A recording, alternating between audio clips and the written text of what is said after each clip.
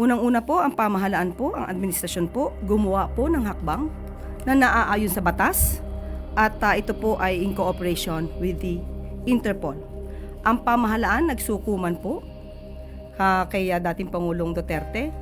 Siya po ay kinukonsiderang isang akusado, isang suspect sa crimes against humanity, particularly murder, na ang nagsampa rin po ay kapwa Pilipino na di umanong biktima ng extrajudicial killings ng madugong war on drugs. Ang ginawa ng pamahalaan ay hindi naman po pagsuko ng soberenya, kundi pagsuko ng isang akusado. Uulitin po natin ang sinabi ng Pangulo sa SONA 2022. I will not preside over any process that will abandon even 1 square inch of territory of the Republic of the Philippines to any foreign power.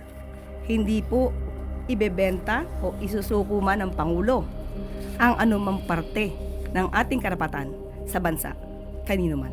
Ang opinyon na nanggagaling sa ating Vice Presidente ay walang pinanggagalingan, walang basihan.